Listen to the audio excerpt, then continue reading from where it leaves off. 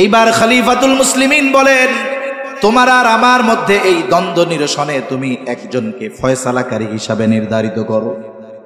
ইয়াহুদি তার ধর্মের কাউকে ফয়সালাকারী মনোনীত করে নাই, ওইখানে ছিল সুরাই। বলে খলিফা, সুরাই আমার আর আপনার মধ্যে এই সমস্যার সমাধান করে দিবে। এইবার সুরাইকে ফয়সালাকারী মানা হলো, দুজনেই রাজি, অসুবিধা নাই। সুরাই এবার বাদী বিবাদী দুইজনের অভিযোগ সম গুরুত্ব দিয়ে শুনলেন। নবীজির হাদিস, যখন কেউ বিচার প্রার্থী হবে বাদী বিবাদী উভয়ের কথা সম গুরুত্ব দিয়ে শুনতে হবে। উনি দুইজনের কথাই শুনলেন। এইবার খলিফাতুল মুসলিমিনকে জিজ্ঞাসা করতেছে, আপনি কি চান? বলে, ঘোড়াটা আমি এখন ফেরত দিতে চাই। বলে, সে ঘোড়া ফেরত নিতে বাধ্য, কোনো অসুবিধা নাই। তবে আপনি যখন ঘোড়া তার কাছ থেকে কিনেছিলেন, টাকা দেওয়ার আগে যখন ঘোড়া আপনি দেখতেছিলেন তখন কেমন ছিল? বলে, হ্যাঁ, তখন তো সব কিছু ঠিকঠাক ছিল। এইবার যখন বাজারের বাইরে নিয়ে গেলাম, গিয়ে দেখি ঘোড়ায় উঠতে গেছি আর ঘোড়ার পায়ে সমস্যা। বলে, খলিফাতুল মুসলিমিন, আপনি যখন ঘোড়া কিনছেন তখন তো ভালোই ছিল। বলে, হ্যাঁ। বলে, সে ফেরত নিতে বাধ্য, তবে ওই সময় আপনি যেমন ঘোড়া তার হাত থেকে বুঝে নিয়েছেন, তার হাতে আপনাকে তেমন ঘোড়াটাই ফেরত দিতে হবে। এখন বলেন তো, এই বিচারে ফয়সালা খলিফার পক্ষে গেছে না বিপক্ষে গেছে? আমাগো দেশের যদি কেউ হইতো, খলিফা প্রধানমন্ত্রী না, পাতি নেতা হইলেই সেরাত করে উঠতো, সেত করে উঠতো আর কি। গরম তেলের মধ্যে পানির ছিটা পড়লে দেখছেন কেমনে, ওই রকম উঠতো। এটা আমার পক্ষে রায় দিলেন না, আপনি বিচারক, এই দেশে কেমনে থাকেন আপনারা দেখে যান, জান নিয়ে পাইসা থাকা আপনার কষ্ট হয়ে যাইব, আমার বিপক্ষে রায় দিলেন। খলিফাতুল মুসলিমিন রাগ হন। একটু পরেই তিনি বলতেছেন, হ্যাঁ, এটাই নাই বিচার, এটাই নাই বিচার। এই যে ন্যায় বিচার হলো, খলিফার বিপক্ষে রায় গেল, এবার যিনি ফয়সালা করলেন তাকে কি করা হবে? পুরস্কার দেওয়া হলো, ন্যায় বিচারের পুরস্কার। কি পুরস্কার? বলে, তুমি আজই চলে যাও কুফা, প্রধান বিচারকের আসন খালি, আমি তোমাকে আজকে থেকে কুফার প্রধান বিচারকের দায়িত্ব দিয়ে দিলাম। খলিফাতুল মুসলিমিন ওমর রাদিয়াল্লাহু তাআলা আনহুর সময়, ওসমান রাদিয়াল্লাহু তাআলা আনহুর কাল, আলী রাদিয়াল্লাহু তাআলা আনহুর সময়, আমিরে মুআবিয়া রাদিয়াল্লাহু তাআলা আনহুর সময়, এই দীর্ঘকাল ব্যাপী কাজী সুরাই বিচারকের মসনদে বসে একের পর এক ঐতিহাসিক রায়, ঐতিহাসিক ফয়সালা উনি দিয়েছেন। তাহলে তারা যত প্রভাবশালী হোক, ন্যায় বিচার মেনে নেওয়ার যোগ্যতা তাদের মধ্যে ছিল। রাসূল আকরাম সাল্লাল্লাহু আলাইহি ওয়াসাল্লাম বলেন, ইযা হাদ্দাসার রাজুলু সুম্মা ইলতাফাতা ফাহিয়া আমানাতুন। যখন কোনো মানুষ কথা বলে আর এদিকে সেদিকে তাকায়, নবীজি বলেন, ফাহিয়া আমানাতুন, ওই কথাটা এদিক সেদিক তাকিয়ে যার কাছে বলল ওই কথাটাও আমানত হয়ে যায়। সাধারণভাবে আমার আপনার কাছে যদি কেউ কোনো কথা বলার সময় ডানে বামে তাকায়, এর দ্বারা আমরা কি বুঝতে পারি? যে সে যে কথাটা বলতেছে, আমি ছাড়া অন্য কেউ কথাটা শুনুক বা জানুক সে চায় না। তার বলা লাগবে না যে এই কথাটা আমানত, বলার দরকার নাই। তার অঙ্গ ভঙ্গিমাই আমাকে আপনাকে এই মেসেজ দিবে যে যেই কথাটা আমার আপনার কাছে বলা হলো কথাটা আমানত। সুবহানাল্লাহ। কিন্তু আমাদের অভ্যাস কি? আমার আপনার কাছে যদি কেউ কোনো কথা বলার পরে বলে, হুজুর এই কথাটা কিন্তু আপনার কাছে আমানত, শুধু আপনাকে বললাম, আপনি আর কারো কাছে বইলেন না। আমরা সব কিছু হজম করতে পারি কিন্তু কথা হজম করতে পারি না। সে যখন আমার সামনে থেকে চলে যাবে, আমার চোখের আড়াল হওয়ার আগে আমি আর একজনকে ডাক দিয়ে বলি, শোনো, ওই লোকটা আমার কাছে কি বলছে জানো? সে বলে, না, কেমনে জানবো? আপনি বললেই না জানবো। বলে, আমাকে খুব বিশ্বাস করে, আমার কাছে গোপন একটা কথা বলছে, কারো কাছে বলতে মানা করছে, কিন্তু আমি তোমার কাছে কইলাম, তুমি কিন্তু কাউরে কইও না। এই যে কাজ সারা, এখন আমি যখন তার কাছে বলে দিলাম, সে মনে করবে লোকটা তো হুজুররে বলছিল কারো কাছে বইলেন না, হুজুর আমার কাছে বলল, যেহেতু আমারও মনে হয় একজনের কাছে বলা জায়েজ আছে, এইবারও যাই আর একজনের বলবে। কি বলবে? বলে, হুজুর কি মিথ্যা কথা বলতে পারে? না। বলে, হুজুর অমুকের ব্যাপারে আমাকে এই কথা বলছে, হুজুর আমাকে খুব বিশ্বাস করে, কারো কাছে বলতে মানা করছে, আমি তোমাকে বললাম, তুমি কিন্তু কাউরে বইল না। এইবার ও আরেকজন রে বলবে, আমি তোমারে কইলাম, তুমি কাউরে কইও না। এইরকম বলতে বলতে 100 জন পার হয়ে যাবে কথা। সকালের কথা, যেই কথা কারো কাছে বলা মানা ছিল, কথা পৌঁছায় গেছে 100 জনের কাছে। আমি তো 100 জনের কাছে বলি নাই, আমি বলছিলাম একজনের কাছে। কিন্তু বাস্তবতা হলো ওই একজনের কাছে ঠিকই বলেছি, কিন্তু ওই কথাটা আমার পরে যত জনের কাছে পৌঁছাবে তত জনের খেয়ানতের সমপরিমাণ গুনাহ আমার আমলনামায় যোগ হয়ে যাবে। এই যে খেয়ানতের শুরুটা, এটা হইছে আমার কারণে। রাসূল আকরাম সাল্লাল্লাহু আলাইহি ওয়াসাল্লাম বলেন, যখন কারো দ্বারা কোনো ভালো কাজের সূচনা হয়, ওই ভালো কাজ যতদিন চলে, যতজন করে, সে দুনিয়ায় নাও যদি থাকে, ওই কাজ যদি চলমান থাকে, কবরে শুয়া শুয়া সওয়াব পাইতে থাকবে। আবার যখন কারো দ্বারা কোনো মন্দ কাজের সূচনা হয়, ওই মন্দ কাজ যতদিন চলবে, যতজন করবে, কবরে শুয়া শুয়া ওই মন্দ কাজের গুনাহ তার আমলনামায় যোগ হতে থাকবে। নবীজি বলেন, আদম আলাইহিস সালামের হত্যাকারী সন্তান পৃথিবীতে প্রথম অন্যায়ভাবে হত্যা তার মাধ্যমে সংগঠিত হয়েছে। কিয়ামত পর্যন্ত অন্যায়ভাবে যত হত্যাকাণ্ড হবে, সব হত্যাকাণ্ডের গুনাহ তার আমলনামায় যোগ হয়ে যাবে। এই জন্য আমার আপনার কাছে যদি কেউ এমন কোনো কথা বলে যে কথা তার ব্যক্তিগত, যেই কথা মানুষ জানলে তার সম্মান নষ্ট হবে, মানুষের চোখে সে ছোট হয়ে যাবে, অপমানিত হবে, বিশেষ করে এই ধরনের কথা গোপন রাখা দরকার। অনেক সময় অনেকের ব্যক্তিগত দোষ ত্রুটি আমরা জানি, অনেকের ব্যক্তিগত কিছু ত্রুটি আছে যেগুলো শরীয়তের সাথে সাংঘর্ষিক নয়। এরকম কিছু দোষ ত্রুটি মানুষের পার্সোনাল লাইফে থাকতে পারে কি পারে না? পারে। অনেক সময় আমরা এই দোষ ত্রুটি তাকে ছোট করার জন্য মানুষের সামনে বলতে থাকি। অথচ রাসূলুল্লাহ সাল্লাল্লাহু আলাইহি ওয়াসাল্লাম বলেন, আমরা যদি অপর মুমিন ভাইয়ের দোষ ত্রুটি গোপন করি, তাহলে দুনিয়া আখিরাতে আল্লাহ তাআলা আমাদের দোষ ত্রুটি গোপন করবে। আবার যদি কেউ এক মুমিন ভাইয়ের দোষ ত্রুটি মানুষের কাছে বলে বেড়ায়, নবীজি বলেন, সে যদি ঘরের মধ্যেও অবস্থান করে, ওই জায়গায়ও আল্লাহ তাআলা তাকে অপমানিত করবে। সাথে সাথে কিয়ামতের দিন তার দোষ ত্রুটি মানুষের সামনে প্রকাশ হয়ে যাবে। আমার আপনার কাছে কেউ যদি কোনো কথা বলে, যেই কথা রাষ্ট্রের জন্য ক্ষতিকর নয়, ইসলামের জন্য ক্ষতিকর নয়, মানুষের জন্য ক্ষতিকর নয়, সমাজের জন্য ক্ষতিকর নয়, ওই ধরনের কথা যদি না হয়, ঈমান আকীদার জন্য ক্ষতিকর নয়, এই ধরনের কথা যদি না হয়, আমরা আমাদের জীবন চলে গেলেও তাদের কথা অন্যর কাছে বলবো না। অনেক সময় বন্ধু যদি হয়, সম্পর্ক ভালো হইলে কথা গোপন করে, যখন বন্ধুত্ব চলে যায়, সম্পর্ক খারাপ, তখন কথা ফাঁস করে দেয়, তখন ওই কথাকে অস্ত্র বানায়। অস্ত্র বলে, বেশি তেড়েবেড়ি করবা না, তোমার কথা কিন্তু আমি জানি, সব কিন্তু কইয়া দিব। এরকম লোক আছে না নাই? বলেন তো, আমানতের হেফাজত শুধু মুমিনেরটা করতে হবে না কাফেরেরটাও করতে হবে? কাফেরের আমানতের হেফাজতও করতে হবে। আমার আপনার নবী কেমন আমানতদার নবী ছিলেন, কেমন আমানতদার নবীর উম্মত আমরা। অনেক অমুসলিম ঐতিহাসিক নবীজির সিরাত লিখেছেন, নবীজির জীবনী লিখেছেন, তার আমানতদারিতায় মুগ্ধ হয়েছেন। ইংরেজ শাসন আমলে এই দেশে একজন অমুসলিম ঐতিহাসিক এসেছিলেন উপমহাদেশ ঘুরে দেখার জন্য, ইংল্যান্ডের।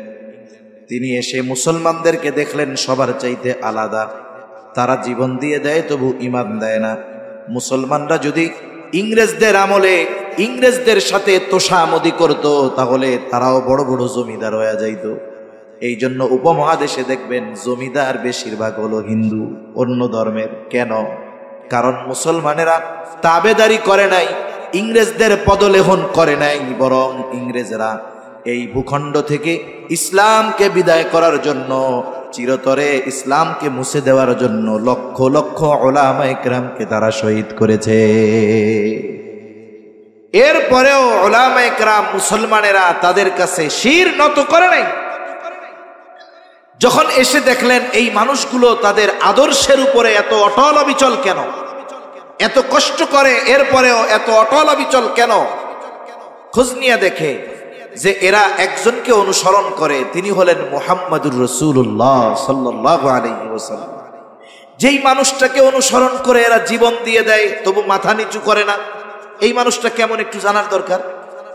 ওই ব্যক্তি আল্লাহ রাসূল সাল্লাল্লাহু আলাইহি ওয়াসাল্লামকে জানার জন্য নবীজির সিরাত অধ্যয়ন করা শুরু করছে, নবীজির জীবনী অধ্যয়ন করছে। এরপরে সে নিজে নবীর একটা সিরাত লেখছে, জীবনী লেখছে। এখানে নবীজির বিভিন্ন গুণাবলীকে সে উল্লেখ করছে। এই গুণাবলীর মধ্যে একটি হলো আমানতদারিতার গুণ। যে মুহাম্মদ সাল্লাল্লাহু আলাইহি ওয়াসাল্লাম কেমন আমানতদার ছিলেন উনি লিখতেছে, ওনার ভাষায় বলতেছি আমি। আর তিনি লিখতেছেন, মুসলমানদের নবী মুহাম্মদ সাল্লাল্লাহু আলাইহি ওয়াসাল্লাম তার সময়ের মানুষের কাছে এতটা বিশ্বস্ত ছিলেন, মানুষ তাকে এতটা বিশ্বাস করত যে তার ঘোর দুশমন নির্দ্বিধায় তার সবচাইতে দামি সম্পদটা মুহাম্মাদের কাছে আমানত রাখত। মুহাম্মাদকে হত্যার চেষ্টা করে এমন মানুষও নির্বিঘ্নে মুহাম্মাদের কাছে আমানত রাখত, কারণ তারা নিশ্চিত ছিল আমরা মুহাম্মাদের যত বিরোধিতা করি না কেন, মুহাম্মাদের সাথে যত শত্রুতা আমরা রাখি না কেন, এই শত্রুতার কারণে, এই বিরোধিতার কারণে সে কখনো খেয়ানত করবে না। নবী এর উত্তম উপমা রেখে গেছেন, উত্তম দৃষ্টান্ত নবীজি আমাদের সামনে রেখে গেছেন। যখন আল্লাহ তাআলা আমার আপনার নবীকে জানায় দিলেন হিজরতের জন্য প্রস্তুত হয়ে যান, কোন দিন রাতে সফর শুরু হবে এখনো নিশ্চিত নয়, নবীজি প্রস্তুত। আবু বকর সিদ্দিক রাদিয়াল্লাহু তাআলা আনহুকেও বইলা রাখছে প্রস্তুত থাইকো। এদিক দিয়ে কাফেররাও সর্বশেষ সিদ্ধান্ত নিল মুহাম্মদকে আর দুনিয়াতে রাখা যাবে না, হত্যা করে ফেলতে হবে। কে এই হত্যাকাণ্ড সংগঠিত করবে? সর্বশেষ তাদের পরামর্শ হলো প্রত্যেক গোত্র থেকে এক একজন যুবক এই হত্যাকাণ্ডে অংশগ্রহণ করবে, তাহলে এক গোত্র আর এক গোত্রকে দোষারোপ করতে পারবে না। যদি কেউ বলতে চায় বলবে তোমার দলের বা তোমার প্রতিনিধিও তো এই হত্যাকাণ্ডে ছিল, তার মানে সবাই চুপ থাকবে, সাপও মরবে লাঠিও ভাঙবে না। এই প্ল্যান নিল যে আজ রাতেই মুহাম্মদকে চিরতরে বিদায় করে দেওয়া হবে। আর আল্লাহ তাআলা জানায় দিলেন, ও পয়গম্বর আজকে রাত্রেই আপনার মদিনার উদ্দেশ্যে সফর শুরু হয়ে যাবে। এখন সময় তো কম, নবীজির কাছে কাফেরদের অনেক আমানত আছে, এই অল্প সময়ের মধ্যে ফিরায় দেওয়া সম্ভব নয়। নবীজি ঘর থেকে বের হবেন, কাফেররা চতুর্দিক দিয়ে ঘিরে রাখছে, নবীজিও জানেন। নবীজির বাড়ি শক্ত ইটের প্রাচীর দিয়ে ছিল না যে নিশ্চিন্ত মনে থাকবেন শত্রু ঢুকতে পারবে না। আল্লাহর নবী ওই অবস্থার মধ্যে কত চিন্তা, কত পেরেশান। ওই সময় আমার আপনার নবী তার বিছানায় হযরত আলী রাদিয়াল্লাহু তাআলা আনহুকে রেখে গেলেন। কেন? নবীজি চলে যাবেন, নবীজির কাছে কাফেরদের আমানত আছে। আল্লাহর নবী হযরত আলী রাদিয়াল্লাহু তাআলা আনহুকে বুঝায় গেলেন, আলী আমানতের প্রত্যেকটা বস্তু প্রত্যেক মালিকের কাছে পৌঁছায়া দিবা, এরপরে তুমি মদিনার উদ্দেশ্যে রওনা হবা। যারা চারদিক দিয়ে ঘিরে রাখছে হত্যা করার জন্য, তাদের সম্পদ তাদের কাছে পৌঁছিয়ে দেওয়ার ব্যবস্থা করে এরপরে নবীজি সফর শুরু করছে। একটু চিন্তা করতে পারেন, আমরা বলতেছি শুনতেছি, বলাটা সহজ, শ্রবণ করাটাও সহজ, কিন্তু ওই পরিস্থিতির সম্মুখীন হলে, ওই সময় বাস্তবতা, ওই সময় যদি আমাদের কারো আসে, তাহলে উপলব্ধি করা যাবে যে আসলে আমরা কত বড় আমানতদার। আমরা হইলে কি চিন্তা করতাম, আরে যাদের কারণে দেশ ছাড়া লাগতেছে এদের মাল ফেরত দেওয়ার দরকার আছে, নিজে মুফতি হয়ে ফতোয়া দিতাম যে এটা তাহলে নিয়ে যাওয়া মনে হয় জায়েজ আছে, এটা নিয়ে ভাগতাম আমরা। অথচ চিন্তা করেন, নবীজি সাল্লাল্লাহু আলাইহি ওয়াসাল্লাম তাকে যারা হত্যা করতে আসছে তিনি জানতেছেন হত্যা করার জন্য আমার ঘর ঘিরে রাখছে, ওই মানুষগুলোর আমানতের বস্তু তাদের কাছে ফিরিয়ে দেওয়ার ব্যবস্থা না করা পর্যন্ত নবীজি মদিনার উদ্দেশ্যে সফর শুরু করেন। কেমন আমানতদার মানুষ! আমরা সেই নবীর উম্মত, আমাদের আমানতদারিতার অবস্থা বড় করুন। কথা লম্বা হয়ে যাচ্ছে। 1 নাম্বার আমানতদারিতা হলো দায়িত্বের মধ্যে, 2 নাম্বার কথার মধ্যে, 3 নাম্বার দায়িত্ব আমানত, প্রথম লেনদেন, এরপরে কথা, 3 নাম্বার দায়িত্ব আমানত। আমার আপনার উপরে দেওয়া ছোট বড় সব দায়িত্ব আমানত। সরকারি দায়িত্ব হোক, বেসরকারি দায়িত্ব হোক, বড় দায়িত্ব হোক, ছোট দায়িত্ব হোক, সব ধরনের দায়িত্ব আমানত। আর আফসোসের বিষয়, এমন একটা সময় ছিল মানুষ যখন দায়িত্ব নিতে চাইতো না, দায়িত্বকে বোঝা মনে করত, দায়িত্ব দিতে চাইলে ভয়ে এলাকা ছাইড়া চলে যাইতো। কিন্তু এখন এমন এক জামানা আমরা অতিবাহিত করতেছি, এই জামানায় মানুষ দায়িত্ব নেওয়ার জন্য প্রতিযোগিতা করে।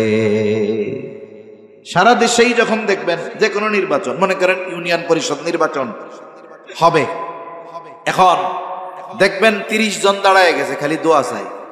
চাই না আপনাদের এলাকায়? দোয়া চাই আর কি বলে যে অমুক মার্কায় ভোট দিয়ে আপনাদের বা জনগণের খেদমত করার সুযোগ দেন, সেবা করার সুযোগ দেন। এখন একজন চেয়ারম্যান হয়েছে, 3 কোটি 4 কোটি 5 কোটি টাকা খরচ করে চেয়ারম্যান হয়। একজন 5 কোটি টাকা খরচ করে চেয়ারম্যান হইল। এখন উনি চেয়ারম্যান হয়েছে কেন? পোস্টারে লেখছে কি? জনগণের সেবা করার সুযোগ দেন, এই জন্য উনি চেয়ারম্যান হইতে চায়। বলেন তো, উনি যেহেতু 5 কোটি টাকা খরচ করে চেয়ারম্যান হইতে পারলো, ওনার মূল উদ্দেশ্য যদি হইতো মানুষের সেবা, ওনার কি চেয়ারম্যান হওয়া লাগতো? যার এত টাকা আছে, মানুষের সেবা করতে কি চেয়ারম্যান হওয়া লাগে? তার মানে বোঝা গেল এখানে কিছু মধু আছে, আর এই দায়িত্বটা নিতে পারলে তার ভালো লাগবে, এই জন্য সে চিন্তা করছে। তাহলে দেখেন, দায়িত্ব নেওয়ার জন্য মানুষ ঘুষ দেয়, দায়িত্ব নেওয়ার জন্য মানুষ অবৈধ পন্থা অবলম্বন করে, অথচ একটা সময় মানুষ দায়িত্ব নিতে চায় না। ইমাম আজম আবু হানিফা রাহমাতুল্লাহি আলাইহি, খলিফা মনসুর ইমাম আজমের সাথে সাক্ষাৎ। খলিফা মনসুর ইমাম আবু হানিফাকে বলতেছে, আপনি কুফার প্রধান বিচারকের দায়িত্ব গ্রহণ করেন। সবার সামনে, মানুষের মধ্যে, বাজারের মধ্যে ইমাম আবু হানিফাকে প্রস্তাব দিলেন খলিফা মনসুর যে আপনি প্রধান বিচারকের দায়িত্বটা গ্রহণ করেন। ইমাম আজম আবু হানিফা খলিফার এই প্রস্তাব সাথে সাথে ফিরাইয়া দিলেন, বললেন না, এই দায়িত্ব আমি নিতে পারবো না। খলিফা মনে মনে চিন্তা করে, এত বড় পদ পাওয়ার জন্য কত মানুষ আশায় আছে, আর আমি তাকে প্রস্তাব দিলাম, সে আমার প্রস্তাব ফিরাইয়া দিল, কত বড় সাহস। কারণ ক্ষমতায় যারা থাকে তাদের একটা পাওয়ার থাকে, আমার কথা ফিরাইয়া দিছে, কত বড় সাহস। এইবার হাতের চাবুক দিয়ে ইমাম আবু হানিফার গায়ে একটা বাড়ি মারছে, আঘাত করেছে।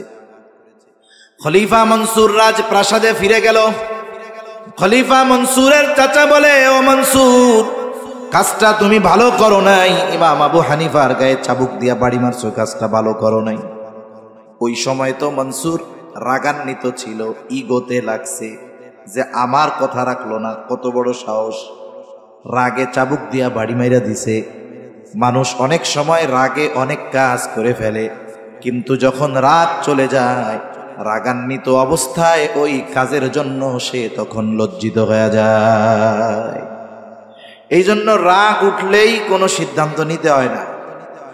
রাগ উঠলে কি করতে হবে? হাদিসের নির্দেশনা হইল, দাঁড়ানো থাকলে বৈশা পড়বে, বৈশা থাকলে শুয়া পড়বে, প্রয়োজনে মাটির সাথে গড়াগড়ি মারা শুরু করে দিবে। অজু করবে, যখন অজু করবে নামাজে দাঁড়ায় যাবে, আস্তে করে রাগ কমে যাবে। কিন্তু রাগান্বিত অবস্থায় যদি কেউ সিদ্ধান্ত নিয়ে বসে, অধিকাংশ সময় এই সিদ্ধান্ত ভুল হয়, কারণ শয়তান তখন তারে খোঁচা, এটা কর, এটা কর, এটা কর।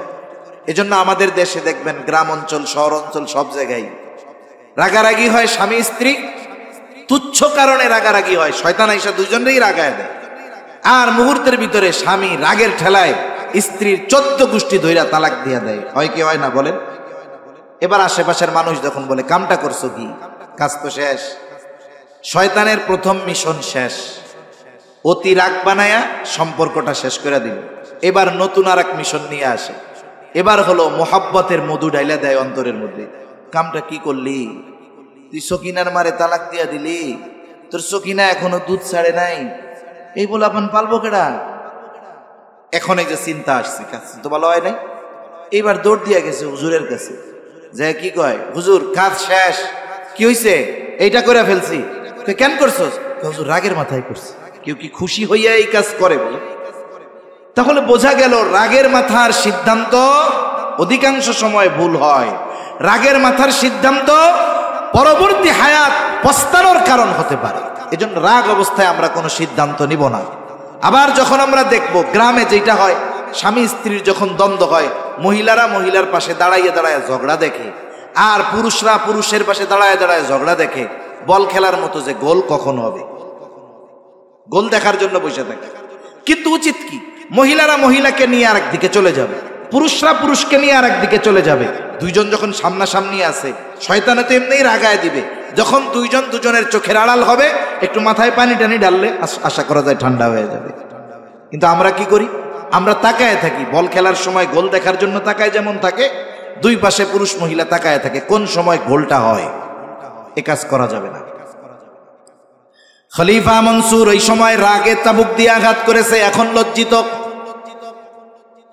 খলিফা মনসুর মাফ চাইবে ইমাম আবু হানিফার কাছে, নিজে যাইতে লজ্জা লাগতেছে। তার বিশ্বস্ত একজন সহকর্মীকে বলে যাও, বিশ্বস্ত সহচরকে বলে যাও, আমার পক্ষ থেকে ক্ষমা চায় আসো। বলবা খলিফা লজ্জিত, আপনি খলিফারে মাফ করে দেন। সাথে সাথে এক থলে স্বর্ণ মুদ্রা দিয়া দিছি, যে এইটা নিয়ে ইমাম আবু হানিফাকে হাদিয়া দিবা। বলবা এটা ইমাম আবু হানিফা আপনার জন্য হাদিয়া খলিফার পক্ষ থেকে। আপনি যদি এই হাদিয়া গ্রহণ করেন, তাহলে এই খলিফা সুনিশ্চিত হবে যে আপনি তাকে ক্ষমা করে দিয়েছে। ইতিহাস থেকে শোনাচ্ছি আপনাদের, ইমাম আবু হানিফার কাছে লোকটা গেছে, গিয়ে যখন বলছে, ইমাম আবু হানিফা বলছে ঠিক আছে মাফ করে দিলাম।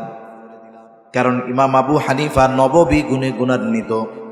নবীজিকে যদি ব্যক্তিগতভাবে কেউ কষ্ট দিত, মাফ চাইলে নবীজি তাকে মাফ করে দিতেন। ইমাম আবু হানিফাও মাফ করে দিলেন। এইবার লোকটা বলে, আপনার জন্য খলিফা এক থলে স্বর্ণ মুদ্রা হাদিয়া দিয়েছে, এটা গ্রহণ করলে তিনি নিশ্চিত হবেন আপনি ক্ষমা করেছেন। ইমাম আবু হানিফা বলে, না, এটা গ্রহণ করা যাবে না, নিয়ে যাও। বারবার পিড়াপিড়ি করার পরে ইমাম আবু হানিফা বলতেছে, তোমার খলিফা আমাকে এক থলে স্বর্ণ মুদ্রা হাদিয়া দিল, এই স্বর্ণ মুদ্রা সে পাইল কোথায়? বলে তিনি কোথায় পাবে, রাষ্ট্রীয় কোষাগার থেকে দিয়েছে। হাদিয়া দিচ্ছে ব্যক্তিগত কারণে, সম্পদ হইল রাষ্ট্রের মানুষের। ইমাম আবু হানিফা বলে, নাও এটা ফেরত নিয়ে যাও, এটা রাখার উপায় নাই। লোকটা বলে, আপনি রাখেন, ব্যবহার করেন না, অন্যদেরকে দিয়া দিয়ে। ইমাম আবু হানিফা বলতেছে, তোমার কাছ থেকে এটা আমি গ্রহণ করবার পর আমি নিজের জন্য খরচ করি নাকি অন্যকে দিয়ে দেই, বিষয় এটা নয়। খলিফা জানবে ইমাম আবু হানিফা আমার দেওয়া হাদিয়া গ্রহণ করেছে। এইবার ইমাম আবু হানিফা আর একটু কঠোরতা অবলম্বন করে বলতেছেন, শোনো, এটা তুমি খলিফাকে ফেরত দিবা, সাথে এটাও জানায় দিবা রাষ্ট্রীয় কোনো সম্পদ ব্যক্তিগত কাজে ব্যবহার করার অধিকার তার নাই। এই রাষ্ট্রের সম্পদ তার কাছে আমানত, তাকে এই সম্পদ রক্ষণাবেক্ষণের দায়িত্ব দেওয়া হয়েছে। তার জন্য যতটুকু ভাতা নির্ধারিত আছে, এর চাইতে 1 টাকা বেশি নেওয়ার অধিকার তার নাই, খেয়ানত হবে। লোকটা এবার খলিফার কাছে চলে গেছে। ইমাম আবু হানিফা যা কিছু বলছে আর একটু রস কস মাখায়া খলিফার সামনে উপস্থিত করছে। কিছু মানুষ আছে দেখবেন, মিথ্যারে এত সুন্দর করে কইতে পারে যে কান্নাও চলে আসে। কিছু মানুষ আছে না, এত সুন্দরভাবে মিথ্যা কথা বলবে, আপনি অবাক হয়ে যাবেন, সত্যও এত সুন্দর লাগে না। মিথ্যাকে একটা শৈল্পিক রূপ দিয়ে দেয়। কিছু মানুষ আছে এরকম। যখন গিয়া বলছে খলিফা আগের চাইতে আরো ক্রোধান্বিত হয়ে গেছে, রাগান্বিত হয়ে গেছে। পাইক পেয়াদারকে বলতেছে, কত বড় সাহস, আমার ব্যাপারে এমন কথা বলে, যাও ওনারে আটকায় জেলখানার মধ্যে আটকাও। জেলখানার মধ্যে আটকায় দেওয়া হলো ইমাম আবু হানিফাকে। প্রতিদিন চাবুক দিয়ে আঘাত করা হতো, আর বলা হতো আপনি যদি প্রধান বিচারকের দায়িত্ব গ্রহণ করেন ছেড়ে দেওয়া হবে। ইমাম আবু হানিফা দায়িত্ব গ্রহণ করেন নাই। ঐতিহাসিকদের থেকে 2টা মত পাওয়া যায়। জেলখানার মধ্যে খাবারের সাথে বিষ মিশিয়ে ইমাম আবু হানিফাকে শহীদ করে দেওয়া হলো। আর এক বর্ণনা, ওনাকে পাঠায় দেওয়া হলো যখন অবস্থা খারাপ, ওনাকে গৃহবন্দী করে ফেলা হলো, ওনাকে জিজ্ঞাসা করা হয়েছে তখন আপনার উপরে এত জুলুম এত অত্যাচার হলো, যেই দায়িত্ব গ্রহণ করার জন্য এই জুলুম অত্যাচার, অথচ ওই দায়িত্ব গ্রহণ করার জন্য যত যোগ্যতা দরকার সব আল্লাহ তাআলা আপনাকে দিয়েছেন, আপনি তাহলে এত জুলুম সহ্য করলেন কিন্তু দায়িত্ব নিলেন না কেন? ইমাম আবু হানিফা বলে, যেই দায়িত্ব আমার উপরে নাই সেই দায়িত্বের ব্যাপারে আল্লাহ তাআলার কাছে আমি জিজ্ঞাসিত হব না, কিন্তু দায়িত্ব নেওয়ার পরে যদি কোনো ত্রুটি বিচ্যুতি হয়ে যাইত তাহলে কিয়ামতের দিন আল্লাহ তাআলার সামনে আমাকে জবাবদিহিতার কাঠগড়ায় দাঁড়ানো লাগতো। যেমন যেই সরকার ক্ষমতায় থাকে, মনে করেন যেই দেশের যে কোনো এক দেশের সরকার প্রধান রাষ্ট্রপ্রধান, যে ওই রাষ্ট্রপ্রধানের দলের কোনো লোক প্রত্যন্ত অঞ্চলে গ্রামের মধ্যে যদি কোনো অন্যায় করে, বলেন তো এই অন্যায়ের দায় রাষ্ট্রপ্রধান এড়াইতে পারে? কারণ সে তার অধীনস্থ লোক, সে অপরাধ করছে, বলা হয় কি যে এটা রাষ্ট্রপ্রধানের লোক বা প্রধানমন্ত্রীর লোক, প্রেসিডেন্টের লোক, এমপি সাহেবের লোক। তার মানে দেখেন, আমার কোনো অধীনস্থ যদি অন্যায় করে এই অন্যায়ের দায়ভার আমার উপরে চলে আসে। ইমাম আবু হানিফা দায়িত্ব গ্রহণ করেন নাই, কারণ তিনি জানেন দায়িত্বটা আমানত। আবু দাউদের হাদিস, নবীজি বলেন, তোমাদের মধ্যে যখন কাউকে কোনো দায়িত্ব দেওয়া হয় সে যদি ওই দায়িত্বের সুচ পরিমাণ খেয়ানত করে, সুচ পরিমাণ, নবীজি বলেন কিয়ামতের দিন ওই লোকটা খেয়ানতের বোঝা নিয়ে আল্লাহর সামনে হাজির হবে। এজন্য ছোট বড় সকল ধরনের দায়িত্ব যেটা আমার উপরে অর্পিত হয়েছে, এই ধরনের দায়িত্বগুলো আমরা যথাযথভাবে পালন করব, সেটা যে কোনো দায়িত্ব হতে পারে। 4 নম্বর, সময়টা আমানত। আপনি অফিসে চাকরি করেন, ডিউটির টাইমটা কিন্তু আমানত। এই সময়ের মালিক আপনি না। ওই সময়ে কর্তৃপক্ষ বা মালিকের অনুমতি অনুমোদন ব্যতীত ওই সময় নিজের কাজে ব্যবহার করা বৈধ নাই। অনেক বুজুর্গ মাদ্রাসায় পড়াইতেন, সময় হিসাব করে বেতন নিতেন। ক্লাস টাইমে যদি কোনো সময় নিজের ব্যক্তিগত কাজে ব্যবহার করতেন, হিসাব করে ওই সময়ের অর্থ তিনি গ্রহণ করতেন না। এইরকম বুজুর্গ এই পৃথিবী থেকে অতিবাহিত হয়েছে। সন্তান সন্ততি আমানত, জান মাল আমানত, শরীয়তের সকল বিধিবিধান আমানত। আল্লাহ তাআলা বলেন, ইন্না আরাদনাল আমানাতা আলাস সামাওয়াতি ওয়াল আরদি ওয়াল জিবাল ফাআবাইনা আন ইয়াহমিলনাহা ওয়া আশফাকনা মিনহা ওয়া হামালাহাল ইনসান। আল্লাহ তাআলা বলেন, আমি এই আমানত আসমানের কাছে, জমিনের কাছে, পর্বতের কাছে পেশ করলাম। তারা ভীত শঙ্কিত হয়ে গেল। ওয়া হামালাহাল ইনসান, মানুষ এই আমানত গ্রহণ করলো। কি সেই আমানত? মুফাসসিরিনে কেরাম বলেন সেই আমানত হলো কোরআন। কেউ কেউ বলেন সেই আমানত হলো শরীয়তের সকল বিধিবিধান। একই কথা। তার মানে আল্লাহ তাআলার যত আদেশ নিষেধ আছে প্রত্যেকটা আদেশ নিষেধ আমাদের কাছে আমানত। করণীয় বিষয়গুলো আমানত, বর্জনীয় বিষয়গুলো আমানত। এখন মনে করেন নামাজ পড়ার নির্দেশ দিয়েছেন কে? আল্লাহ। এখন নামাজ পড়লো না, আদেশ ছিল আল্লাহর পড়ার, পড়ে নাই, তার মানে আদেশ অমান্য করছে। প্রথমত এই যে আদেশ অমান্য করার মাধ্যমে সে খেয়ানত করলো। 2 নম্বর, নামাজ না পড়ার কারণে তো একটা শাস্তি আছে, এটা তার জন্য প্রাপ্য হয়ে গেল। নিষেধ, হারাম খায়ও না, সুদ খেও না, ঘুষ খেও না, অন্যের মাল খেও না। এখন একজন সুদি কারবারি করে, এই যে নিষেধটা আমানত ছিল, নিষেধ অমান্য করার কারণে প্রথমত কি হলো? খেয়ানত হলো। এরপরে সুদ খাওয়ার কারণে যেই গুনাহ, এটা তো তার জন্য আছেই।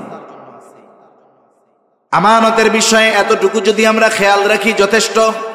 1 নাম্বার আমরা জেনেছি, আমরা লেনদেনের মধ্যে আমানতদার হব, কথাবার্তার ক্ষেত্রে আমানত রক্ষাকারী হব, দায়িত্বের ক্ষেত্রে আমানতদার হব, সময়ের ক্ষেত্রে আমানতদার হব, সম্পদের ক্ষেত্রে আমানতদার হব, জানের ক্ষেত্রে আমানতদার হব, শরীয়তের বিধিবিধানের ব্যাপারে আমানতদার হব। এই যে আমাদের স্ট্রাকচার দেহ, এটাও আল্লাহ তাআলার পক্ষ থেকে আমানত। এই দেহের খেয়ানত কেমনে হয় অঙ্গ প্রত্যঙ্গের খেয়ানত কেমনে হয়? বলে গুনাহ করার মাধ্যমে খেয়ানত হয়। আল্লাহ তাআলা এই জন্য বলেন ইয়ালামু খাইনাতাল আয়ুন ওয়া মা তুখফিস সুদূর। আল্লাহ তাআলা বলেন তিনি জানেন তোমরা চোখের কি খেয়ানত করো আর অন্তরের মধ্যে কি লুকায় রাখো তথা অন্তরের কি খেয়ানত করো সেটাও আল্লাহ তাআলা জানেন। এই বিষয়গুলো যদি আমরা আমানতদারিতার সাথে হেফাজত করতে পারি, গুনার থেকে যদি নিজেদেরকে বাঁচাতে পারি, তাহলে পরিপূর্ণ আমানতদার মুমিন হওয়া আমাদের জন্য সম্ভব।